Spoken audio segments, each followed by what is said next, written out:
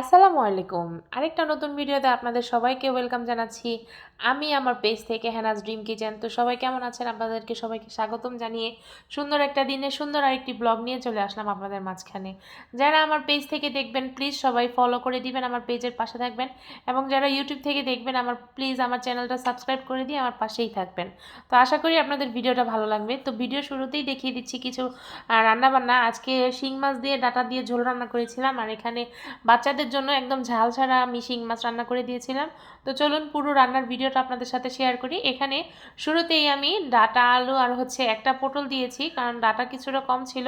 আর ওই যে কালকে দেখিয়েছিলাম পরিষ্কার করে শিং মাছটা কিভাবে ধুয়েছিলাম, সেই শিং মাছই আজকে রান্না করবো। আর এদিকে কাঁকরোল আর পটল আমি মেখে রেখেছি এখানে ভাজা করার জন্য।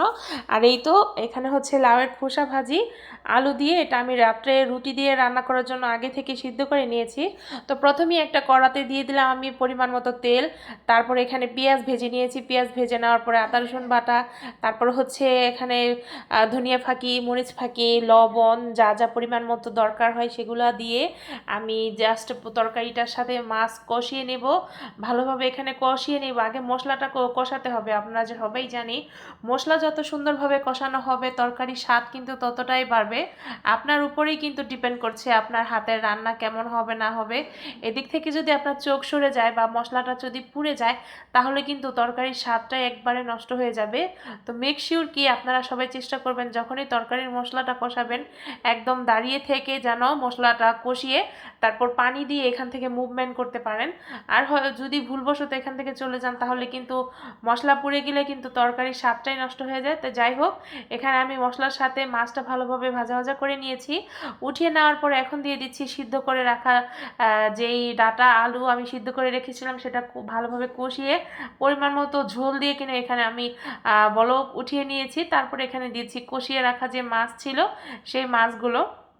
মাছটা দেওয়ার পরে সুন্দরভাবে ফ্রিজে যে ঝোলটা লেগেছিল আমি কিন্তু ওইটা সুন্দরভাবে অফ ক্যামেরাতে দিয়েছি, সেটা আপনাদের সাথে আর দেখাইনি। না হয় কিন্তু ফ্রিজে অনেকটাই মশলা লেগে থাকে, আমরা সবাই দেখি। তো এখানে আমি যেটা করেছি কাঁকরোল আর করলা, তারপর পটল একভাবে দেখতে পারতেছেন আমি গোল গোল রিং শেপে এখানে করলা ভেজে নিচ্ছিলাম। আর এটাই আজকে আমাদের দুপুরের খাবার ছিল আলহামদুলিল্লাহ। আর কালকে ডাল রান্না করা ছিল, সেটা আর আপনাদের সাথে দেখাইনি, বা ডাল আজকে রান্নাও করিনি। তো কেমন লাগলো আমার ভিডিওটা সবাই কমেন্ট করে জানাবেন। আর কী টাইপের আপনারা ভিডিও দেখতে চান সেটাও আমাকে জানাতে পারেন। তো এখানে ছিল তরকারি রান্না করার ফাইনাল লুক। আলহামদুলিল্লাহ খেতে কিন্তু অসম্ভব মজা হয়েছিল।